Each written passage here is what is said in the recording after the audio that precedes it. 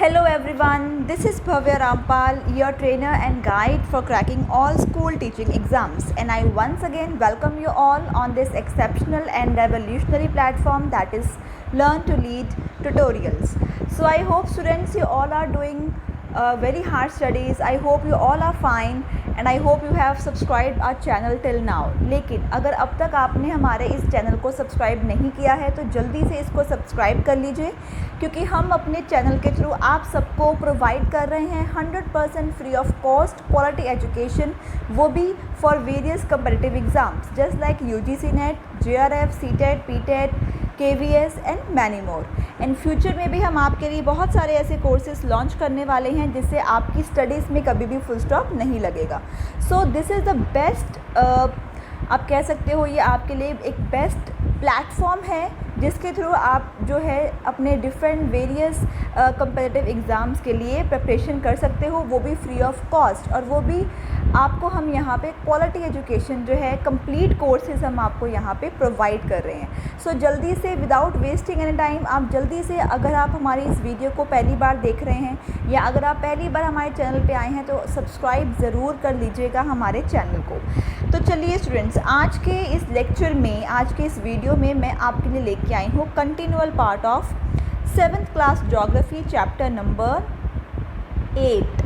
ठीक है, जैसे कि इफ़ यू हैव सीन कि अपनी पिछली वीडियो में मैं आपके लिए लेके आई थी चैप्टर नंबर 8 की इंट्रोडक्शन. ठीक है, और आज हमारा ये जो वीडियो है ये उसी चैप्टर का कंटिन्यूअल पार्ट है. तो आइए स्टार्ट करते हैं 7th class geography chapter number 8. चलिए स्टूडेंट्स स्टार्ट करते हैं. So students, as I have already discussed with you, ठीक है, जैसे कि आप अपनी स्क्रीन पे देख सकते हैं हमारा आज का टॉपिक है chapter number 8, that is human environment interactions the tropical and सब ट्रॉपिकल रीजन. तो इस चैप्टर की स्टार्टिंग हम कर चुके हैं अपनी प्रीवियस वीडियो में. ठीक है, इसका बेसिक्स, इसका इंट्रोडक्शन पार्ट हम कर चुके हैं और डिटेल में मैंने आपको करवा दिया है life in the Amazon basin. ठीक है, इस बेसिन के बारे में, ठीक है, यहाँ के लोग कैसे हैं, यहाँ का वेदर कैसा है, यहाँ का रेन फॉरेस्ट कैसा है, पीपल कैसे हैं, ठीक है, ये सब डिटेल में हम ऑलरेडी कर चुके हैं. तो आई विल रिकमेंड यू कि अगर आप मेरी इस वीडियो को देख रहे हैं लेकिन अगर आपने मेरी पिछली वीडियो को नहीं देखा है तो प्लीज़ मेक श्योर कि आप इस वीडियो को देखने से पहले मेरी प्रीवियस वीडियो को ज़रूर देखिए, बिकॉज़ ये तो एक कंटिन्यूअल पार्ट है. जो प्रीवियस वीडियो है वो उसका बेसिक्स है. ठीक है, तो आज का हमारा टॉपिक है गंगा एंड ब्रह्मपुत्र बेसिन. ठीक है, कैसी लाइफ होती है इसमें, कौन कौन सी रिवर्स हैं, ठीक है, लोग क्या काम करते हैं, वेदर कंडीशंस कैसी हैं, ठीक है, ये सब हम इस पूरे टॉपिक में डिस्कस करने वाले हैं. तो आइए स्टार्ट करते हैं. So the reverse of Ganga and Brahmaputra together form the Ganga Brahmaputra basin in the Indian सब कॉन्टिनेंट. अब ये जो बेसिन है ये कहाँ पे लाई करती है, ये आपके इंडियन सब कॉन्टिनेंट में है. Ganga is the river of India. ठीक है, और ये जो बेसिन है, ये जो रीजन है ये भी आपका इंडियन सब कॉन्टिनेंट में लाई करता है. ठीक है जी, this basin lies in the sub tropical region that is situated between 10 degree north to 30 degree north latitudes. ठीक है, अगर हम इसकी लैटिट्यूडनल वैल्यू की बात करें तो इसकी लैटिट्यूडनल वैल्यू क्या है, 10 degree north to 30 degree north. Okay, अब इसमें कौन कौन सी रिवर्स इंक्लूड होती हैं, कौन कौन सी डिस्ट्रीब्यूटरीज, कौन कौन सी आप कह सकते हो माइनर रिवर जो हैं रिवर गंगा में इंक्लूड होती हैं. The river Ganga include the Ghaghara, the Son, the Chambal and the Gandak. ठीक है, ये सारे जो है डिफरेंट टाइप्स की रिवर्स हैं जो आपके गंगा में बहती हैं, जो आपके गंगा में आके मिक्स हो जाती हैं. ये डिस्ट्रीब्यूटरीज हैं जो कि गंगा की हैं. ठीक है जी, सो आप ये देख सकते हैं. देखिए, अगर आप ये देखिए, ये रिवर, ये जो बेसिन का एरिया है ये आपका गंगा और ब्रह्मपुत्र का जो बेसिन है ये उसका एक प्रॉपर आप देख सकते हो, पिक्टोरियल फॉर्म में देख सकते हो. ठीक है जी, ओके.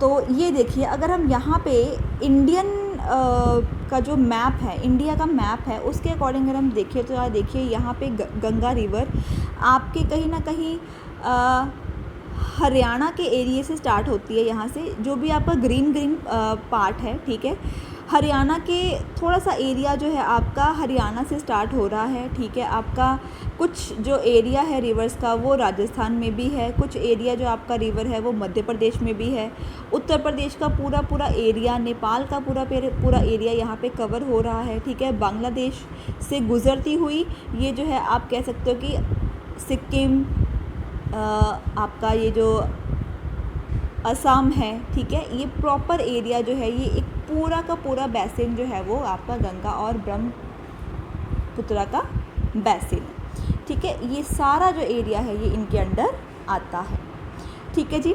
चलिए आगे चलते हैं।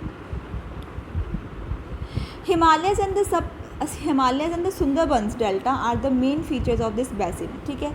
अब इस बेसिन का सबसे खूबसूरत, सबसे अट्रैक्टिव पार्ट क्या है? हिमालयास और सुंदरबन डेल्टा, ठीक है। Oxbow lakes dot the plain area, यहाँ पे आपको बहुत सारी ऑक्सबो लेक मिलती हैं। ऑक्सबो लेक क्या हैं ये हम कर चुके हैं चैप्टर नंबर 2 में, ठीक है। तो आप इसको एक बार रिकॉल कर लीजिएगा। ऑक्सबो लेक जो है इस एरिया में, इस बेसिन में बहुत ज़्यादा मिलती हैं। The area is dominated by monsoon. अब यहाँ पे जो है आप कह सकते हो कि मानसून का जो वेदर है, ठीक है, वो बहुत जल्दी, बहुत अच्छे से इन एरिया में आता है, ठीक है। The monsoon brings rain from mid June to mid September. The summers are hot and winters cool, ठीक है। यहाँ पे समर्स भी अच्छी होती हैं और विंटर्स भी अच्छी होती है। मतलब अगर गर्मी है तो बहुत ज़्यादा होती है, ठीक है, अगर सर्दियों का मौसम है तो बहुत ज़्यादा यहाँ पे ठंड होती है। तो जो आपके जो सीजनल, आप बोल सकते हो सीजनल जो डिफरेंट होते हैं, डिफरेंट सीजन्स जो हैं वो यहाँ पे बहुत ही अच्छे से आप कह सकते हो कि रिप्रेजेंट होते हैं, ठीक है। गर्मियों में हॉटनेस भी बहुत होती है और सर्दियों में कूलनेस भी बहुत होती है। तो जो आपका मानसून है वो कब से कब तक रहता है? मिड जून से लेके यहाँ पे मिड सितंबर तक यहाँ पे मानसून रहता है, ठीक है। The basin area has varied The environment plays a dominant role in the distribution of the population. The mountains areas with the steep slopes have inhospitable. Therefore, less number of people live in the mountain area of Ganga Brahmaputra basin. The plains area provide the most suitable land for human habitation. The soil is fertile. Agriculture is the main occupation of the people, where flat land is available to grow crops. The density of population of the plains is very high. The main crops is the paddy.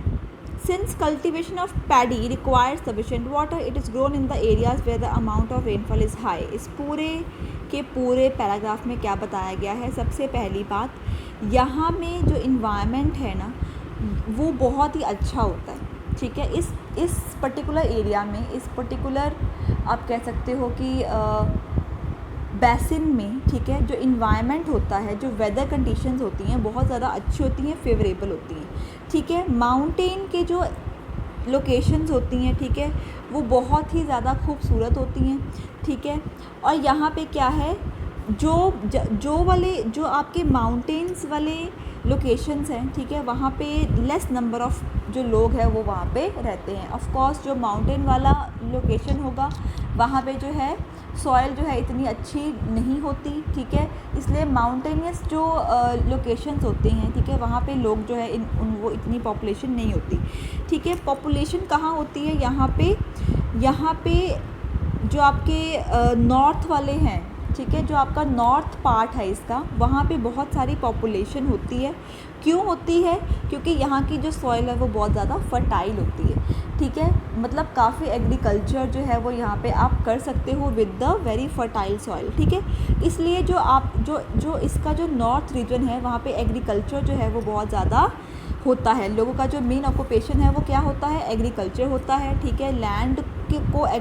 Land को cultivate करना, ठीक है, ये सब जो है वहाँ पे लोगों का मेन ऑक्यूपेशन होता है, ठीक है। जो पॉपुलेशन की जो डेंसिटी है वो बहुत ज़्यादा हाई होती है नॉर्दर्न एरियाज़ में, ठीक है। और यहाँ पे ऑफ कोर्स यहाँ पे जो रेनफॉल है वो भी बहुत ज़्यादा सफिशेंट अमाउंट में होती है, ठीक है। जो भी आपके नॉर्दर्न एरियाज़ हैं इस पर्टिकुलर बेसिन के, ठीक है, जो नॉर्दर्न एरियाज़ हैं वहाँ पे सॉइल भी फर्टाइल होती है, लोग की जो डेंसिटी ऑफ पॉपुलेशन है वो भी बहुत ज़्यादा होती है, ठीक है, और यहाँ पे क्या होता है, यहाँ पे सफिशेंट अमाउंट ऑफ रेनफॉल भी होती है, रेनफॉल बहुत ज़्यादा अमाउंट में होती है, ठीक है। आई होप आपको सब कुछ समझ में आ रहा है। Wheat, maize, sorghum, gram, millets are the other crops that are grown, ठीक है। अब वीट, मेज़, ग्राम, मिलेट्स, ठीक है, ये कुछ और भी ऐसी क्रॉप्स हैं जो यहाँ पे उगाई जाती हैं। Cash crops like sugarcane, jute are also grown here, ठीक है। कैश क्रॉप्स जैसे कि आप कह सकते हो शुगर केन हो गया, जूट हो गया, ठीक है, ये भी आपको नॉर्दर्न एरियाज़ में बहुत ज़्यादा कल्टीवेशन होती है। Banana plantations are seen in some areas of plain. In West Bengal, the Assam tree grown in the plantations. Silk is produced through the cultivation of silkworms in the parts of Bihar and Assam. In the mountains and hills where the slopes are gentle, crops are grown on terraces.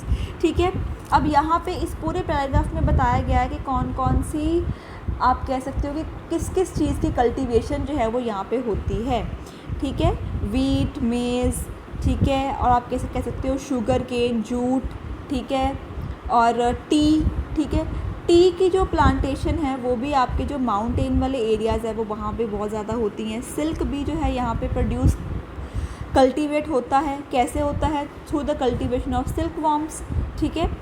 सो ये जो है काफ़ी अच्छा area माना जाता है agriculture के लिए, ठीक है, तो लोग जो है यहाँ पे बहुत ज़्यादा एग्रीकल्चर करते हैं।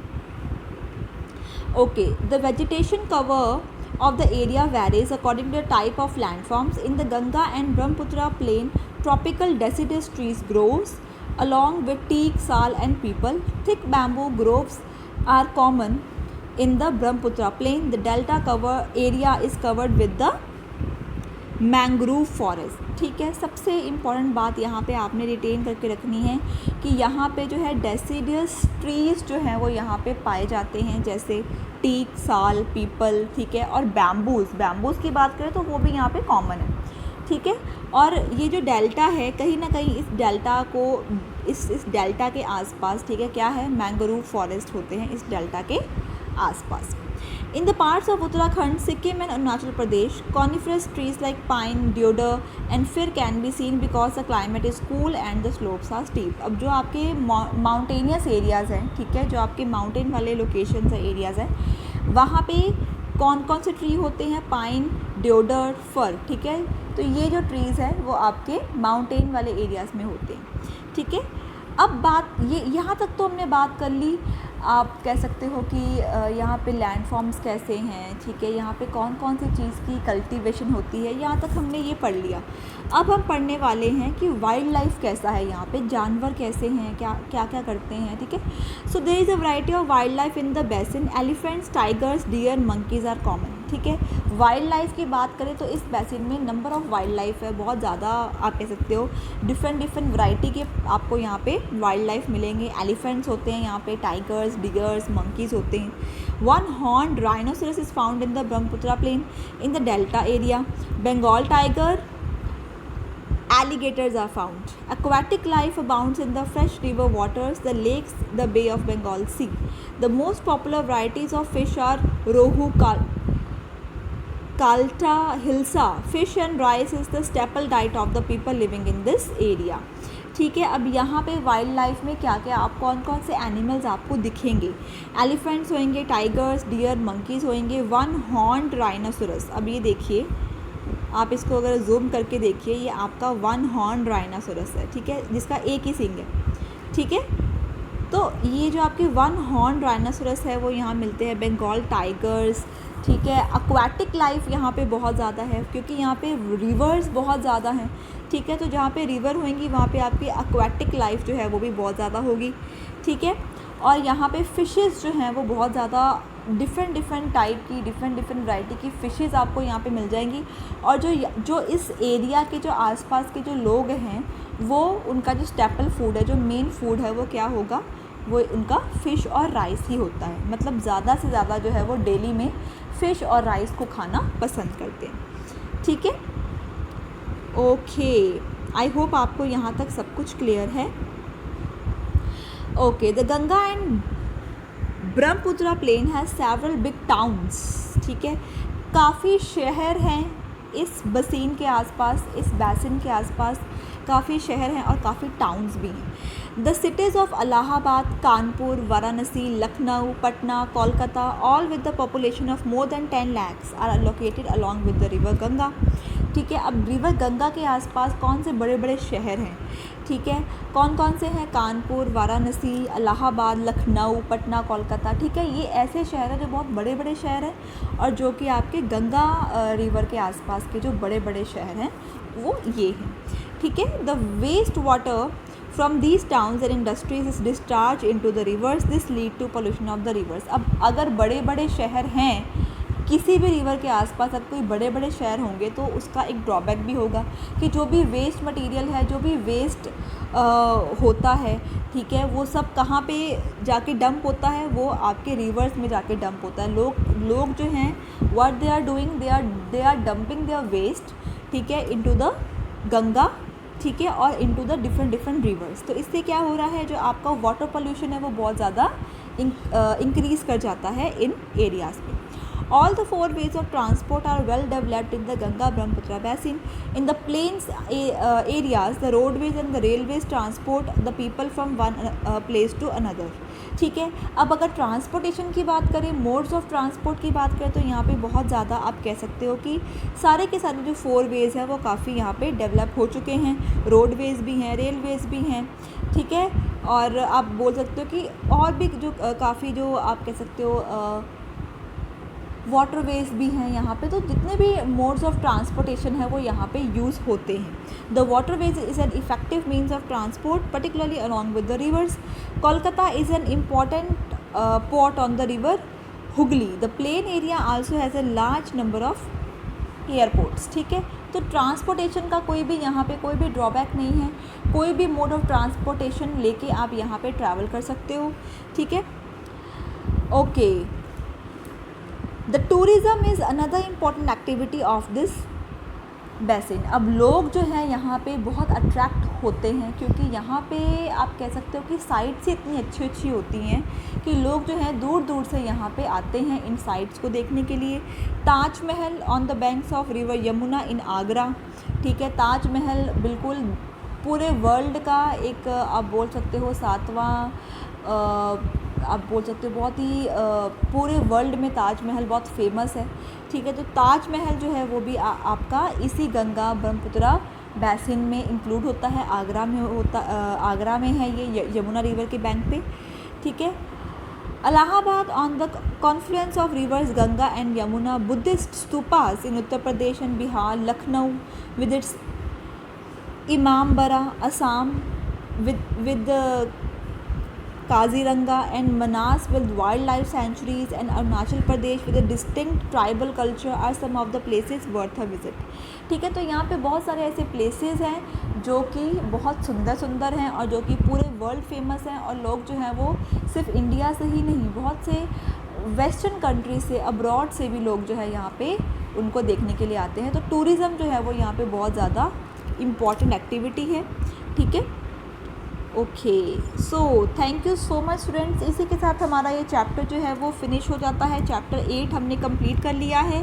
अब आ जाता है मेरा फेवरेट पार्ट, ठीक है, टिक द करेक्ट आंसर। मैं हमेशा ये एक्सपेक्ट करती हूँ आपसे कि जब भी आप मेरी कोई वीडियो देखते हो, ठीक है, तो आप ज़रूर मुझे at the end of the chapter मैं आपको यही बोलती हूँ कि टिक द करेक्ट आंसर आप ज़रूर attempt you have to attempt that, because यही से पता चलता है कि आपको पूरा चैप्टर कितना समझ में आया, ठीक है।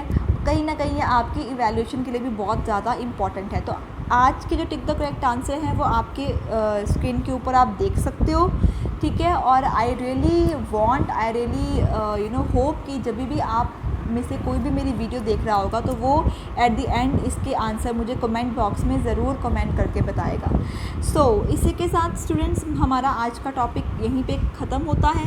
Thank you so much for watching. अगर आपको मेरी आज की वीडियो पसंद आई हो तो प्लीज़ इसको लाइक, कमेंट और शेयर तो ज़रूर कर दीजिएगा। हमारे इस चैनल को ज़्यादा से ज़्यादा लोगों तक शेयर ज़रूर कर दीजिएगा।